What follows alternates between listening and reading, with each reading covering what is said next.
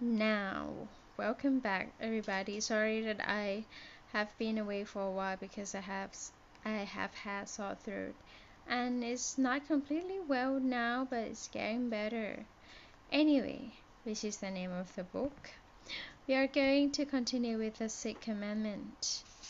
The biggest men and women with the biggest ideas can be shot down by the smallest men and women with smallest minds. Think big anyway.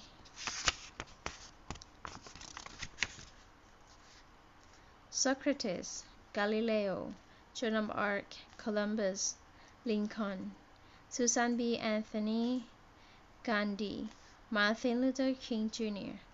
Our history books are full of the stories of big men and women with big ideas who were shot down literally or figuratively by smaller people. Smaller people laughed at them, locked them up, or gunned them down. And this is the highlight. The world needs big people, people who are generous, principled, committed, and open to thinking and acting in new ways to solve problems and seize opportunities. The world also needs big ideas, ideas that will really make a difference, ideas that will generate breakthroughs, ideas that will provoke paradigm shift. We have big problems and we need big solutions. We need people who can see a better world beyond the status quo. Since this is highlighted, let me read it to you slowly again. The world needs big people, people who are generous, principled, committed, and open to thinking and acting in new ways to solve problems and seize opportunities. The world also needs big ideas, ideas that will really make a difference, ideas that will generate breakthroughs, ideas that will provoke paradigm shift. We have big problems and we need big solutions. We need people who can see a better world beyond the status quo. But big men and women with big ideas are threatening to small men and women with small minds. A small person is not a person who has a low position or title or little money or little education. A small people is often a good person, a hard worker committed to the organization, and a good friend to his or her colleagues. What makes the person a small person is simply that he or she sees life in very small terms. A small person doesn't see very far beyond his own life, his own organization, his own place, or and time. He has usually mastered his daily routine and doesn't want it to change. He thus clings to the way things have always been, rather than the reason they have always been that way. The small person wants everything nailed down and categorized, with permission forms filled out with triplicate. He doesn't want to talk about how things might be better because then things would be different, and he doesn't want to try anything new. A small person often sees things in terms of his or her own power or comfort or convenience, and believes that what is best for him is best for the family or organization or community. A small person's life may be no bigger than his immediate wants, needs, and fears. One thing is certain, a small person with small ideas won't lead us to new levels of excellence or improved quality of life. There are 100 times more smaller people than big people in the world. They are everywhere, at every level of society, in every kind of business and government and non-profit organization. Wherever they are, they do their best to shoot down big people with big visions, big dreams, and big perspectives. This is sad, because all of us, including the small people, ultimately benefit from the big ideas. We all benefit when problems are solved, deadlocks are broken, new products are invented, and new ways of living are developed. Everyone benefits when a big vision, a big dream, or a big perspective opens up new opportunities and leads to desirable new realities. But small people cannot see the larger good that may come. They cling to the they cling to the smaller good that they have now. Certainly, some big ideas have generated big failures. Some big visions have been big time flops. But often, we don't know what will work until we give it a try, an honest try, an intelligent effort with sufficient time and resources, not a grudging, foot-dragging, reluctant effort. People and organizations need dreams. One of the functions of leadership is to formulate and articulate the mission and the visions of the group or organization. The vision is an idea about the future, an idea about what could be, what should be for the organization and the people it serves. Big visions attract big people, ready to be challenged, ready to learn and grow and enhance their performance. People want People want to make a difference. People need a reason to hope, a goal to work toward. Small ideas don't bring out our best. Big ideas do. Since this is highlighted one more time, big visions attract big people, ready to be challenged, ready to learn and grow and enhance their performance. People want to make a difference. People need a reason to hope, a goal to work toward. Small ideas don't bring out our best. Big ideas do. There is a long list of big ideas that have changed the world and the way we live. The founding father of the United States dreamed of independence and a democratic republic, and gave birth to a country that has had an impact on every corner of the world.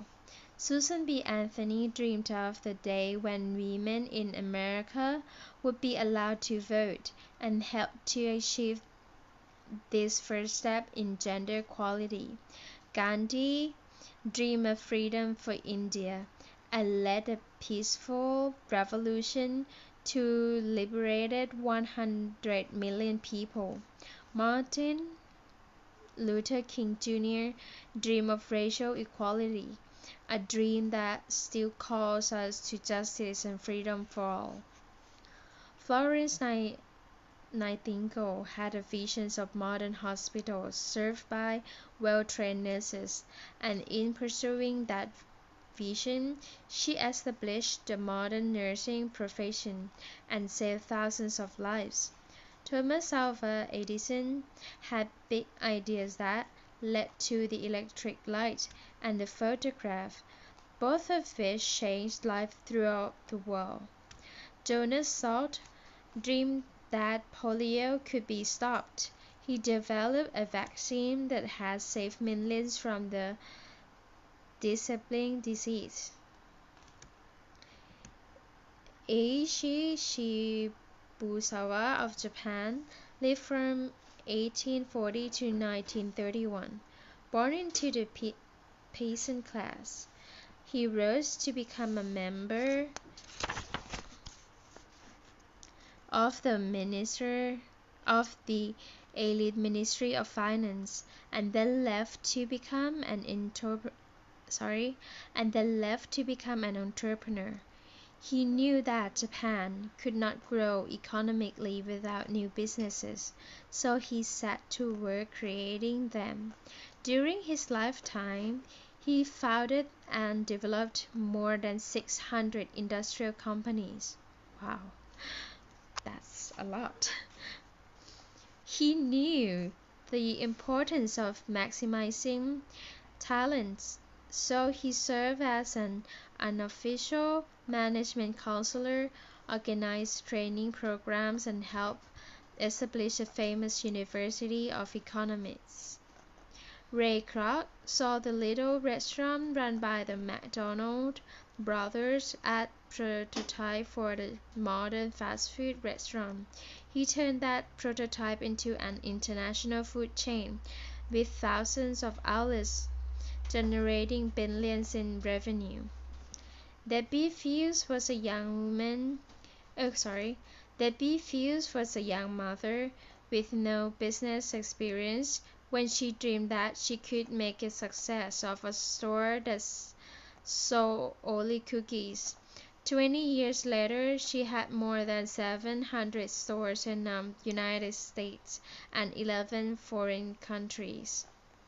Frederick W. Smith had a vision of a new kind of express delivery service. He built FedEx into an international multi-billion-dollar company with more than 600 aircraft, 61,000 vehicles, 190,000 employees, and an average volume of 3 million packages delivered each day throughout the world. George Williams was a young man working as a sales assistant in a draper's shop in London in 1844. Young men like himself typically work 10 to 12 hours per day, 6 days a week. They slept in crowded rooms over their workplaces. William was disturbed that young men like himself who had come to London to work had no positive alternatives to life on the streets. He and a group of fellow drapers formed a Christian fellowship of young men who would help each other learn and grow in mind and spirit. His idea grew until a century and a half later, it serves 30 million men, women, and children in hundreds of programs in 130 countries, the YMCA. Chicago lawyer Paul Harris had a big idea. In 1905, he brought together 3 friends and proposed starting a club that would foster fellowship among members of the business community. The idea took hold, and today there are 1.2 million business and professional leaders in 29,000 Rotary Club in 161 countries enjoying fellowship and working together in service to humanity. Okay, let me hold my phone better because I think it was just shaking a bit. Oh my gosh, what happened with my hands? Okay, it's because of my phone not heavy. Sorry about that. Oh my gosh, it's still shaking. Alright. Okay, I must find a better way to hold it. Alright, this should be better now. In 1976, Millard and Linda Fuller had a big idea called Habitat for Humanity.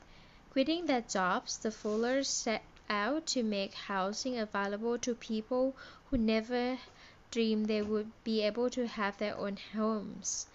In less than 25 years, Habitat for Humanity built more than 85,000 houses around the world, providing 425,000 people in 200 communities with safe, affordable places to live. Dr. Roman K. Kasai, I'm not so sure how to pronounce his name, sorry, and 6 other doctors of Filipino ancestry who live in Hawaii went to the Philippines in 1983 to help the countrymen they had left behind. This small group had an idea that became the Aloha Medical Mission, an organization of 600 volunteers who have performed surgical operations and given medical assistance to more than 60,000 people in the Philippines, China, Vietnam, Vanuatu, Bangladesh, Cambodia, Laos, and as well as Hawaii. Big ideas have established freedom, saved life,